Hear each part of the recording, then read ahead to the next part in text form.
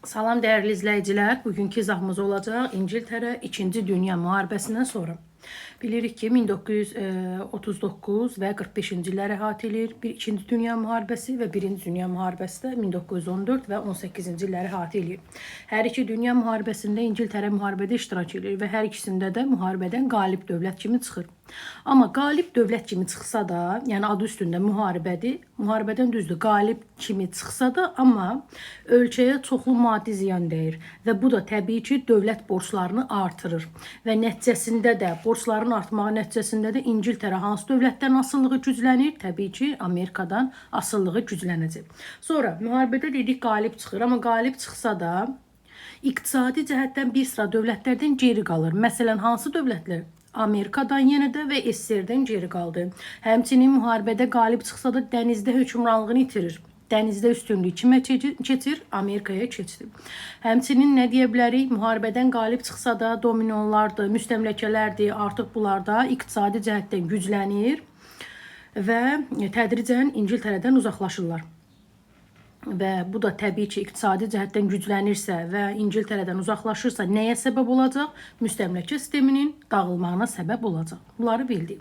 Və müharibədən sonra İngiltərədə qurulan hökumətlərdən nə deyə bilərik? Məsələn, Labourist hökumətidir, hansı ki 45-51-ci illəri əhatə eləyir. Clement Attlee'nin başçılığı ilə qurulmuş hökumətdir. Sonra 51-55-ci illərdə mühafizəkarlar gəlir hakimiyyətə İngiltərədə, Churchill başda olmaqla. Sonra hakimiyyətə gəlir mühafizəkarlar, hansı ki 1979, 90-cı illəri əhatə eləyir. Onun da başında durur Margaret Thatcher. Bunları bildik.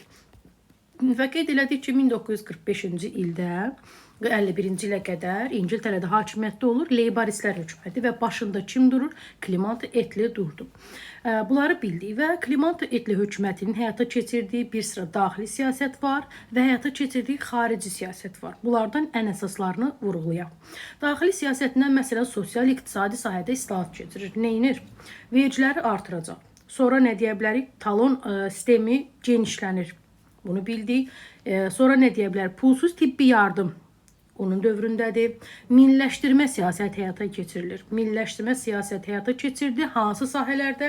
Bir sıra sənaye sahələrində və banklarda milliləşdirmə siyasəti həyata keçirildi. Diqqət. Əsas buna diqqət yetirin ki, əvəzi ödənilməklə, yəni əvəzi ödənilməklə milliləşdirmə siyasəti həyata keçirdi. Bunu bildik. Deməli, nə oldu sosial-iqtisadidə? Vergilər artırıldı, talon sistemi genişləndi, pulsuz tibbi yardım, milliləşdirmə siyasəti oldu, yəni banklardır, sənaye sahələrdir, təbii ki, əvəzi ödənilməklə. Bunu bildik. Bəs yaxşı, bu islahatlardan nə deyə bilər? Nəticəsini deyə bilər ki, sənaye istehsalı artır, ixracat genişlənir, sonra və bunların da inkişafının səbəbi nədir? Yəni, istehsalın artmağının, ixracatın genişlənməyinin səbəbi nədir? Amerikadan alınan maliyyə yardım, yəni borclar. Bu bildik. Sonra başqa nə deyə bilərik? Bu islahatlar nəticəsində xarici kapital qoyuluşuna görə İngiltərə Amerikadan sonra 2-ci yerə çıxır. Amma bu islahatlar, Labouristlərin həyata keçirdiyi islahatlar istənilən nəticəni verirmi? Xeyr, istənilən nəticəni vermədi. Bunu bildik. Və testdə sual düşsə ki, Clement Attlee hökumətinin nüfuzunun düşməyinə, yəni nüfuzlarını xələl gələn amillər nə oldu? Bayaq qeyd elədik ki, vergiləri artırmışdı. Vergilərin artırılması, sonra nə deyə bilərik? Talon sisteminin genişlənməsi, bunlar Attlee hökumətinin nüfuzunun aşağı düşməyinə əsas səbəblər oldu. Sonra Clement Attlee hökumətinin həyata keçirdiyi xarici siyasətdən danışaq. Yenə də Amerika ilə müttəfiqdir, əməkdaşlığa üstünlük verir. Həmçinin 1949-cu ildə İngiltərə NATO-ya qoşulur. NATO'ya üzv olur və əsas problemi nədir? Yəni, xarici siyasətdə əsas məsələ odur ki, Böyük Britaniyanın imperiyasını qorumaqdır. Amma bir sıra müstəmləkələrinə müəyyən şərtlərlə müstəqillik verəcək Labourist hökuməti. Bunu bildik. Başqa danışaq nədən? 1951-ci ildə İngiltərədə hakimiyyətə gəlir kimlər? Mühafizəkarlar. Mühafizəkarlardan kim gəlir? Winston Churchill'in rəhbərliyi altında hökumət qurulur. 51-dən 55-ə qədər İngiltərəni idarə edirlər, hakimiyyətdə olurlar. Baş nazir seçilir yenidən. Sonra və ölkəni də böhrandan çıxarmağa çalışırlar və bunun üçün də müəyyən tədbirlər görəcəklər. Bunu bildik. Daxili siyasətinə nə deyə bilər? Daxili siyasətinə deyə bilərik ki, hansı ki Churchill hökumətinin dövründə dövləti iqtisadiyyat üzərinə hansı ki nəzarəti azaltdı. Deməli, nə oldu? İqtisadiyyat üzərində dövlətin nəzarəti azalır. Sonra bir sıra sahələr var ki, məsələn, mənzil tikintisidir, sonra sığortadır, təhsildir, səhiyyədir. Buraya ayrılan xərclər azalır. Sonra leybaristlərdən fərqli olaraq, yəni milliləşdirmədən imtina edirlər və bir sıra sahələr, məsələn, zavodlardır, bunları özəlləşdirir və əvvəlki sahiblərinə qaytarır. Daxili siyasətdə nə oldu? Dedik ki, dövlətin nəzarəti iqtisadiyyat üzərinə azalır. Sonra bir sıra sahələrə, məsələn, mənzil tikintisidir, sosial sığortadır, təhsildir, səhiyyədir, bunlara ayrılan xərclər azalınır və milliləşdirmədən imtina edilir, özəlləşdirmə siyasəti həyata keçirdi. Bunu bildik. Xarici siyasətdən nə deyə bilərik? Xarici siyasətə yenə də Amerika ilə yaxınlıqdır. Sonra əsas məsələ yenə də müstəmləkələri qoruyub saxlamaqdır. Daha doğrusu, yəni Böyük Britaniyanın imperiyasını belə deyə qoruyub saxlamaqdır. Amma yəni bu da tam mümkün olmur. Bunların dövründə də müstəmləkələrə müstəqillik verilməsi siyasəti davam etdirilir. Bunu bildik. Sonra biz Almaniya mövzusunu keçəndə, Fransanı keçəndə demişdik ki, Avropa İqtisadi Birliğinin adını çəkmişdik. Avropa İqtisadi Birliği 1957-ci il yaranmışdı. Hal-hazırda da Avropa Birliği adlanır. İngiltərə ilk dəfə bu yarananda 1957-ci ildə bu birliyə qoşulmur. 1957-ci ildə. Sonradan amma qoşulacaq. 1973-cü ildə qoşuldu. Və sonradan da indi birazdan izah edəcəm, bu birlikdən çıxacaq. İngiltərədə hakimiyyətdə olan baş nazirlərdən biri də Margaret Thatcher'dir. İngiltərədə ilk qadın baş nazirdir. Hindistanda da ilk qadın baş nazir Indira Gandhi'dir. Pakistanda da Benazir Bhutto'dur. Bunu bildik. Bu Margaret Thatcher'ın dövründə, yəni mühafizəkarların nümayəndəsidir. 79-da hakimiyyətə gəlir, 90-a qədər idarə edir, İngiltərədə baş nazir olur. Onun dövrünə nə deyə bilər? Onun dövrünə deyə bilər ki, xüsusi sahibkarlığa önəm verir. Yəni daxili siyasətin əsasını elə bu təşkil edir ki, xüsusi sahibkarlığın dirçəlməsi. Sonra nə deyə bilərik? Sərt maliyyə sistemi aparılır, vergilər artırılır, sosial sahəyə hansı ki ayrılan xərclər vardır, bu azalır, özəlləşdirmə siyasəti həyata keçirilir. Deməli, hansı ki nəqliyyatdır, bunlar yəni nəqliyyat və digər dövlət müəssisələrinin bir hissəsi özəl mülkiyyətə verilir. Deməli, nə oldu? Xüsusi sahibkarlıq inkişaf elədi.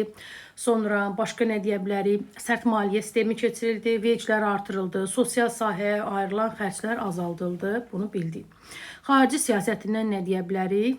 Xarici siyasətindən deyə bilərik ki, yenə də İngiltərə hərbi xərclər, daha doğrusu bunun dövründə Amerika ilə yenə də əməkdaşlıqdır. Sonra hərbi xərclər bunun dövründə artırıldı. Amerika ilə əməkdaşlıq dedik. Sonra nə deyə bilər? Həmçinin Amerika ilə əməkdaşlıq eləyir və sosializmə qarşı mübarizədə birgə çıxış eləyirlər. Bunu da bildik.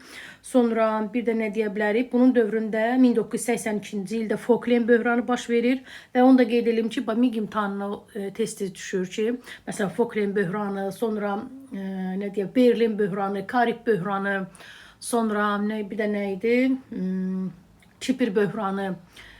Yəni bunları illərini hansını əzbərin. Çünki xronologiya kimi düşür. 1982-də oldu Falkland böhranı. Falkland böhranı nə deyə bilərik? Hansı ki Argentina İngiltərəyə məxsus olan o Falkland adalarını işğalləmək üçün bura qoşun yerdir və bu da Falkland böhranı adlanır. 1982-ci ildə İngiltərə isə nə edəcək? İngiltərə, yəni Margaret Thatcher hökuməti hərbi yolla bura müdaxilə edir. Təbii ki, müttəfiqi Amerikadır və Amerikanın dəstəyini alır və İngiltərə burada qalib gəldi. 1982-ci il. Və bu hadisə də təbii ki, Margaret Thatcherin nüfuzunu daha da artırır və bundan sonra ona Dəmir Leydi adı verilir. Bunu bildik. Deməli, Falkland böhranı aydındır. Sonra bir də danışaq Ulster böhranı.